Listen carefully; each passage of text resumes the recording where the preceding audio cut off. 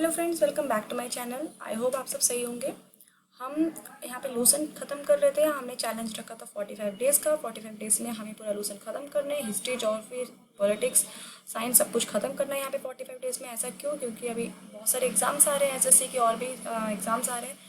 उससे पहले अगर हमारा लूसन यहाँ पे ख़त्म हो गया तो हम इसके लिए आराम से रिविजन भी कर सकते हैं 10 to 15 डेज़ लेके। जैसे अभी CHSL आ रहे हैं हमारे सितंबर में, तो 45 डेज़ में कंप्लीट होकर इसका टारगेट रखेंगे। तो इसके बाद इसका एक बार रिविजन भी हो जाएगा। मैं आपको हाईलाइट करवा रही थी।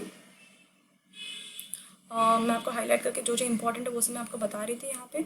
आई होप आपने किया होगा। हमने अभी तक एक चैप्टर पढ़ा है, डे 1। आज हमारा डे 2 है। डे 1 में आपने तीनों क्लासेस ले लिए होंगे। अगर नहीं लिया तो ले लेना। हम रेगुलरली चलेंगे 45 डेज़। देख लेना, खुद को इम्प्रूव कर लोगे आप। पूरा हमारा लूसन जो है ख़त्म हो चुका होगा। हमने इंडस वैली सिविलाइजेशन कर लिया था। हड़प्पा के बारे में पूरा पढ़ लिया था। जो जो इम्पोर्टेंट है ये सब मैंने हाईलाइट करवा दिया। ये पूरा हो गया हमारा। साइट्स पढ़ लिया। अगर देखो ये सब मैंने हाईलाइट नहीं किया, इसका मतलब इम्पोर्टेंट नहीं है। आपको दोबारा देखने की भी ज़रूरत नहीं है। ट्रस्ट में पूरा मैं एक बार पढ़ के उसके बाद मैं हाईलाइट करवा रही हूँ। इसलिए जो इंपॉर्टेंट है सिर्फ वही मैं हाईलाइट करवा रही हूँ, ताकि आपका टाइम वेस्ट ना हो, हम स्मार्ट वर्क करें। ठीक है। हम यहाँ पे वैदिक कल्चर में थे। चलो अब हम आगे बढ़ते हैं। आज का क्लास होगा हमारा वैदिक कल्चर। ठीक है। प्री वैदिक वैदिक कल्चर जो है वो दो पार्ट में डिवाइड होता है। एक होता है प्री वैदिक, एक पोस्ट वैदिक। ठीक है। आपको अगर चैप्टर वाइज क्लासेस लेने हैं तो आप मेरे लिंक में जाके देख सकते हैं। मैं नीचे लिंक डिस्क्रिप्शन बॉक्स में डाल दूंगी। चैप्टर वाइज पढ़ा रही हूँ, पूरे डिटेल में पढ़ा रही हूँ। आपको बहुत अच्छे से समझ में आएगा। इनमें से किसी में भी डाउट आए ना, आप एक बार पूरा क्लास ले लेना। 10 to 15 मिनट्स का क्लास है, आपको बहुत अच्छे से क्लियर हो जाएगा। ठीक है। किसी भी चीज़ को 50% 60% करके मत जाना। अगर आपने अपना सिलेबस 40% भी किया ना, उस 40% को आप 100% करके जाना, तभी आपके नंबर गेन होंगे। अदरवाइज फिर कोई फ़ायदा नहीं है 40% करने का भी। चलो आज वैदिक कल्चर पढ़ते हैं, साथ में पढ़ेंगे। इसलिए आप भी बुक खोल के रखना। जहाँ मैं हाईलाइट कर रही हूँ वहाँ पे हाईलाइट करना। हमारे जो लोकेशंस हैं, ये जो हमने जितने बोले आर्यन कहाँ से आए हैं, क्योंकि मैंने आपको जहाँ पे यहाँ इस चीज़ में बताया था, एक बार आपने रीड आउट कर लिया होगा। ये कैसे ख़त्म हो गए अभी भी कुछ फिक्स नहीं है। बस बहुत सारे स्कॉलर्स, आर्किटेक्चर्स ऐसे बोलते हैं कभी कुछ भूकंप आ गया या कोई फ्लड आ गया या आर्यंस ने आके इन्वेट कर दिया। ठीक है। अभी भी लेकिन अननोन है। लेकिन ये आर्यंस जो आए थे वो स्टिल रिमेन कंट्रोवर्शियल है कि कहाँ से ओरिजिनेट है, कहाँ इनका होम था एग्जैक्टली, वो आए कहाँ से थे, ये स्टिल अननोन है। ये आपको पता होना चाहिए। ये एग्जाम पॉइंट ऑफ व्यू से इंपॉर्टेंट नहीं है, लेकिन आपको पता होना चाहिए। ठीक है। जब किसी चीज़ के स्टार्ट कर रहे हैं आपको उसका पॉइंट तो पता होना चाहिए ना, इसलिए। तो इसका अभी तक स्टिल अननोन है, हमें अभी तक नहीं पता। कह रहे हैं कि कुछ स्कॉलर्स ये मानते हैं कि बाहर से, इंडिया के बाहर से आए हैं। कुछ लोग कहते हैं कि इंडिया के नेटिव ही हैं। ठीक है। किस लोग ने किसने बोला? मैक्स मैक्स मिलर ने बोला है, BK तिलक ने बोला है। ठीक है। इन लोगों ने बोला है। अब इम्पोर्टेंट क्या है, अब ये देखते हैं। वोगस का इंस्क्रिप्शन जो है ये इम्पोर्टेंट है। वोगस का इंस्क्रिप्शन टर्की का है, जिसमें 4 वैदिक गॉड के बारे में लिखा हुआ है। इंद्रा, वरुणा, मित्रा और नास्तियास। ठीक है। इन चारों के बारे में लिखा है। 4 वैदिक कौन कौन से आगे पढ़ेंगे, ऋग्वेद, सामवेद के बारे में। लेकिन उनके जो गॉड है इंद्रा, वरुणा, मित्रा, इनके बारे में इनके इंस्क्रिप्शन में लिखा है। किसमें? जो टर्की का इंस्क्रिप्शन है। टर्की का इंस्क्रिप्शन क्या है? भोगास का इंस्क्रिप्शन। ठीक है। भोगास का इंस्क्रिप्शन टर्की का एग्जाम के पॉइंट ऑफ व्यू से इंपॉर्टेंट है। इससे ये प्रूफ होता है कि शायद प्रूफ होता है सेंट्रल एशिया थ्योरी से आए हैं, मतलब सेंट्रल एशिया से ये लोग आए गए हैं। कौन? आर्यंस। ठीक है। यहाँ से ये प्रूफ होता है। और ये आर्यन वगैरह जो लोग हैं, ये कहाँ पे आके सबसे पहले इन्होंने स्टे किया था? इन्होंने इंडिया में सबसे पहले जो सेटलमेंट किया था पंजाब में किया था। वहाँ पे सप्त सिंधु बोलते हैं उसको। ठीक है। उस एरिया को सप्त सिंधु बोलते हैं, क्योंकि रीजन ऑफ 7 रिवर आके वहाँ पे मिलता है, इसलिए वहाँ पे सप्त सिंधु बोलते हैं। कहाँ पे? पंजाब में। गंगा और यमुना की वैली बहुत अच्छी है, वहाँ पे पानी भी है, यहाँ पे मिट्टी भी बहुत अच्छी है। तो यहाँ पे आके ये लोग सेटल होने लगे हैं इसी के आसपास। ठीक है। वैदिक लिटरेचर जो है वो 4 टाइप में डिवाइड किया गया। देखो, वैदिक वेदास जो है वो भी 4 हैं। वैदिक लिटरेचर जो है वो भी 4 है। ठीक है। ये 4 और वैदिक में बहुत लिंकअप है, ऐसे समझ लो। 4 बहुत इंपॉर्टेंट है। कैसे? वैदिक लिटरेचर जो है वो भी 4 है। और इससे पहले हमने पढ़ा था, हमने मतलब आगे पढ़ेंगे, वैदिक वेदास जो है वो भी हमारे 4 हैं। और हमारे जो वैदिक गॉड हैं वो भी हमारे 4 हैं। इस टाइप से मोस्टली 4 है, तो ऐसे आप एक याद कर सकते हो। तो लिटरेचर कौन कौन से हैं? संहितास, या तो इसी को वेदास बोलते हैं। ठीक है। वेदास जनरली बोलते हैं। द ब्राह्मणास, द आर्यंकास, द उपनिषद। ठीक है। ये 4 हैं, आपको याद भी रखना पड़ेगा, पता भी होना चाहिए, ये तो बहुत सिंपल है, पता होना चाहिए। वेदास, ब्राह्मणास, आर्यंकास एंड उपनिषद। अब जो यहाँ पे मैंने बोला है वेदास, अब वेदा कितने टाइप के होते हैं? 4 वेद होते हैं। कैसे कैसे?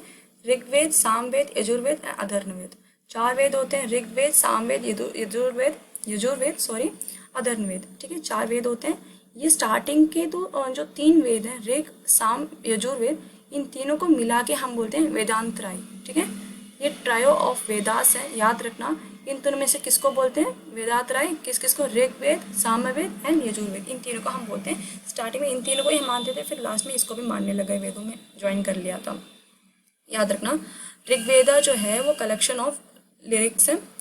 ये एग्जाम में अक्सर आता है, ये किसका है, वो किसका है, मैच द फॉलोइंग में आ सकता है, एमसीक्यू में कैसे भी आ सकता है। याद रखना, 4 वेदास में ऋग्वेदा जो है कलेक्शन ऑफ लिरिक्स है।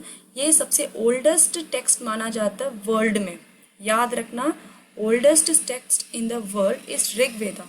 और क्या है? इसमें कलेक्शन ऑफ लिरिक्स है। ठीक है, इसीलिए इसको हम बोलते हैं the first testament of Mankind. ये भी आ सकता है, the first testament of Mankind क्या है, कौन सा वेद है? तो ऋग्वेदा को बोलते हैं। याद होना चाहिए, कलेक्शन ऑफ लिरिक्स है। और इसमें कितने हिम्स हैं, ये सब आपको पता होने की कोई ज़रूरत नहीं इतना। हाँ, इसमें 10 मंडल हैं, ये आपको पता होना चाहिए। इसमें कितने मंडल हैं? 10 मंडल हैं, 10 मंडल्स हैं। ये याद रखना, 6 मंडल जो है मतलब 2 से 7 तक उसको गोत्रा बोलते हैं। जो उसमें गोत्र है, जो हमारे कुल के जो गोत्र होते हैं वो 2 से लेके 7 तक होते हैं। ये 6 में होते हैं। 2 से लेके 7 तक हमारे क्या होते हैं? गोत्र होते हैं, इसको गोत्र मंडल बोलते हैं। 1st और 10th जो है ये बाद में ऐड किया गया है। ठीक है, 2 से लेके 7 तक जो है इसमें गोत्र मंडल है, और 1st और 10th मंडल जो है ये सबसे लास्ट में ऐड किया गया है। और जो 10th मंडल है, इसमें 1st और 10th तो बाद में ऐड किया गया, जिसमें 10th मंडल है उसमें डिफाइन किया गया है 4 वर्णास, जो ब्राह्मण, क्षत्रिय, वैश्य, शूद्रा जो है ये सब बाद में आया गया, पोस्ट वैदिक कल्चर आ जाता है। इस वजह से इसलिए लास्ट में भी ऐड किया गया। आपको समझ में आ रहा है ना मैं क्या कह रही हूँ? मैं आपको फिर से समझाती हूँ, कन्फ्यूज मत होना, मैं आपको फिर से यहाँ से समझा रही हूँ। देखो, वेदा जो है, वैदिक कल्चर जो है 4 टाइप में डिवाइड होता है, समृद्ध, वेदास, ब्राह्मणास, आर्यंकास, उपनिषद। इसमें ये वेदास जो हैं ये 4 टाइप से होते हैं। कौन कौन से? ऋग्वेद, सामवेद, यजुर्वेद, अथर्ववेद। ठीक है, ये स्टार्टिंग के 3 वेदों को मिला के बोलते हैं ट्रयो ऑफ वेदास, यानी कि वेदांतराय। ठीक है, अब इसमें से जो ऋग्वेद है इसको कहते हैं कलेक्शन ऑफ लिरिक्स, और ये सबसे ज़्यादा ओल्डेस्ट टेक्स्ट है in the world, oldest text in the world है। और इसी को हम बोलते हैं the first testament of mankind, exam में आ सकता है। और ऋग्वेदा में 10 मंडलास हैं, 10 मंडलास में से 2nd से लेके 7th मंडलास तक है ना, जैसे 1 2 3 4 10 तक है। इसमें 2nd से लेके 7th मंडल को हम बोलते हैं गोत्र। ठीक है, गोत्र होता है इसका नाम। उसके बाद जो 1st और 10th मंडल है, 1st और 10th मंडल जो है वो सबसे लास्ट में ऐड किया गया है। और जिसमें 10th मंडल है ना, उसमें 4 वर्णन है। कौन कौन से? ब्राह्मण, क्षत्रिय, वैश्य एंड शूद्र। ठीक है, फिर यहीं से डिस्क्रिमिनेशन वगैरह थोड़ा स्टार्ट हो गया था, कास्ट सिस्टम वगैरह यहीं से स्टार्ट हुआ था। इसलिए पहले कास्ट सिस्टम नहीं हुआ था, याद रखना, वैदिक कल्चर में कास्ट सिस्टम नहीं था, बाद में स्टार्ट हुआ था जब से 10th मंडल बना था। ठीक है, ये सामवेदा, ऋग्वेदा पढ़ लिया। सामवेदा जो है बुक ऑफ चैंट्स, ये तो हमारा था यहाँ पे कलेक्शन ऑफ लिरिक्स। ये है Samaveda, book of chants. Hymns याद करने की ज़रूरत नहीं है। हाँ, इसमें जो हिम्स है वो ऋग्वेदा से लिए, ये भी इतना इम्पोर्टेंट नहीं है। बस ये याद रखना, दिस वैदिक is very important for Indian music. Indian music के रिलेटेड कौन से वेदा हैं पूछेंगे तो वहाँ पे हम सामवेदा बोलेंगे। ठीक है, ऐसे आप याद रख सकते हो एक आइडिया के लिए। सा रे गा मा, है ना, सा से स्टार्ट हो रहा है तो इंडियन म्यूजिक के रिलेटेड होगा। ठीक है, सामवेदा। नेक्स्ट है यजुर्वेदा। यजुर्वेदा है book of sacrificial prayer, sacrificed prayers जो होते हैं वो इसके अंदर आते हैं। यजुर्वेदा में बुक्स ऑफ सैक्रिफिशियल प्रेयर्स होते हैं। और इसमें कुछ करने की जरूरत नहीं, बस यही पूछेंगे तो। अथर्ववेदा, अथर्ववेदा में क्या है? Book of magical formula. ठीक है, बुक ऑफ मैजिकल फॉर्मूला है। ये last 4th and last one है, जिसमें हम इसमें कैसे कैसे स्पेल करने, कैसे चाम करने इसमें लिखा होता है। स्टार्टिंग में कौन कौन सा हमारा? ऋग्वेदा है कलेक्शन ऑफ लिरिक्स। नेक्स्ट है सामवेदा, सारे गामा बताया था, इंडियन म्यूजिक में है। Books of chants. Yajurveda books of sacrificial prayer. Next Atharvaveda, last है बुक ऑफ मैजिकल फॉर्मूला। अब ब्राह्मणास जो थे, मैंने आपको बताया था जो वेदा हैं वो 4 टाइप में डिवाइडेड हैं, ठीक है। जो यहाँ पे मैंने आपको दिखाया था 4 वर्णा में डिवाइडेड है, ब्राह्मण, क्षत्रिय, वैश्य एंड शूद्र। इसमें जो ब्राह्मण है इसके बारे में बात हो रही है यहाँ पे। ये ब्राह्मण जो है ये किस चीज़ के लिए, ये नेचर में जो भी हमें इसका मतलब ब्राह्मण का मतलब यही होता है सैक्रिफाइस, ठीक है। ब्रह्मा का मतलब क्या होता है, सैक्रिफाइस। जो सैक्रिफाइस करते हैं, ये अभी की पंडित की बात नहीं हो रही, मैं हम उस टाइम की बात कर रहे हैं जो स्टार्टिंग में बना था, उस टाइम के हिसाब से क्या रिचुअल्स थे उसके बारे में बात हो रही है यहाँ पे। ब्राह्मण का मतलब यही होता है सैक्रिफाइस, ठीक है। अब देखो यहाँ पे किस किस को किस किस से अटैच किया, ये इंपॉर्टेंट है। अब हर वेदा में सारे हमारे वो उसके होते हैं, किसके सारे वर्ण होते हैं यहाँ पे। इसमें भी 4 वर्ण है, इसमें भी 4 वर्ण, इसमें भी 4 वर्ण, इसमें भी 4 वर्ण। अब इसमें 4 वर्ण में जो ब्राह्मण है, तो ब्राह्मण के अलग अलग यहाँ पे सेवरल नेम्स दिए गए थे, तो हमें थोड़ा सा नॉलेज होना चाहिए कौन से ब्राह्मण किससे अटैच थे। जैसे अटर्य जो है वो ऋग्वेदा से है, ये सारे ही ब्राह्मण के नाम हैं, ठीक है। इसमें सारे सेवरल देखो यहाँ पे लिखा हुआ है, एवरी वेदा है several Brahmanas attach to it. तो किस किस में कौन कौन थे ये थोड़ा सा पता होना चाहिए, एग्जाम में ऐसे ही उठ के आ सकते हैं, तो हमें पता होना चाहिए। अट्रिय, आप ऐसे याद रख सकते, पूरा याद नहीं हो रहा। जैसे अट्रिय मैंने बताया था ऋग्वेदा ओल्डेस्ट है, तो स्टार्टिंग में आएगा, ए सबसे स्टार्ट में होता है, और किसी में ए से नहीं आएगा। अट्रिय जो है वो ऋग्वेदा से है, ठीक है। पंचविशा और सद्विश, ये दोनों इंपॉर्टेंट है। पंचविश सद्विश जो है साम वेदा के रिलेटेड है, पंचविश सद्विश साम वेदा के रिलेटेड है। यजुर्वेदा में शताब्दा एंड टाइटरिया, ठीक है, ये पता होना चाहिए आपको। शताब्दा ज़्यादा इंपॉर्टेंट है, यजुर्वेदा में शताब्दा ज़्यादा इंपॉर्टेंट है। अधर्ववेदा में गोपाता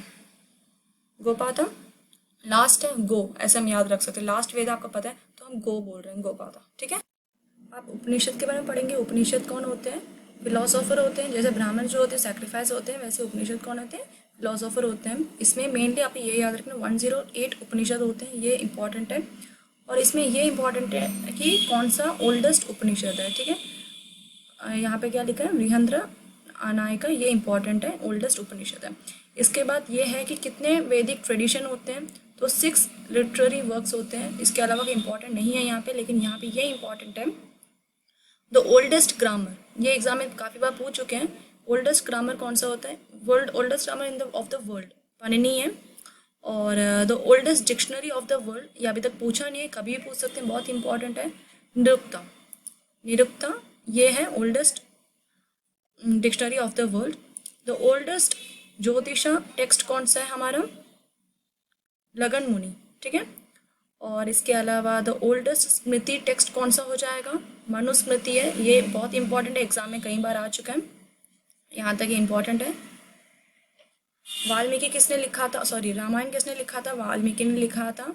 आदि कवि भी बोलते हैं इनको। द ओल्डेस्ट एपिक, याद रखना, the oldest epic of the world कौन सा है, रामायण है, ठीक है। और इसमें हाँ महाभारत किसने लिखा था, वेद व्यास ने लिखा था। और ये क्या है, the oldest epic of the world, ये तो सबको ही पता है और अभी टीवी में चल भी रहा है, ठीक है। तो रामायण वाल्मीकि ने, महाभारत वेद व्यास ने, इंपॉर्टेंट है, आ चुका है और भी आगे भी आएगा। ये याद रखना, ऋग्वेदा जो है वो मेडिसिन से रिलेटेड है, आयुर्वेदिक मेडिसिन से रिलेटेड है। सामवेदा जैसे इंडियन म्यूजिक है, तो ऑब्वियसली यहाँ से पता लग गया होगा, म्यूजिक गांधर्व वेदा से रिलेटेड है। यजुर्वेदा आर्चरी, ठीक है, धनुर्वेदा से रिलेटेड है। और अधर्ववेदा जो है वो साइंस के रिलेटेड है, ठीक है। अधर्ववेदा जो है वो साइंस क्राफ्ट वेल्थ के रिलेटेड है, ये याद रखना ज़रूरी है, इसमें से एग्जाम में आ सकते हैं, ठीक है। इसके अलावा यहाँ पे कुछ इंपॉर्टेंट नहीं है, ये सब तो एग्जाम में नहीं आएगा, हम यहीं तक रहने देते हैं। नेक्स्ट क्लास ये 3rd डे में स्टार्ट करेंगे यहाँ से हम। तो गाइस क्लास अच्छा लगा तो प्लीज़ लाइक कर देना और शेयर करना मत भूलना। इसके अलावा अभी तक आपने सब्सक्राइब नहीं किया तो सब्सक्राइब कर देना गाइस, सब्सक्रिप्शन की बहुत ज़रूरत है, कंटेंट बहुत अच्छा है। 45 डेज़ का आप चैलेंज लेके देखो, खुद आपको पता चल जाएगा, पूरा लूसेंट खत्म हो जाएगा। जो आपके 1 या 2 साल से खत्म नहीं हुआ वो आपका अभी 45 डेज़ में खत्म होकर तुम्हारा रिविजन भी हो जाएगा, ठीक है। चलो गाइस टेक केयर, बाकी के सब्जेक्ट्स भी देख लेना आप आगे, ओके, बाय बाय।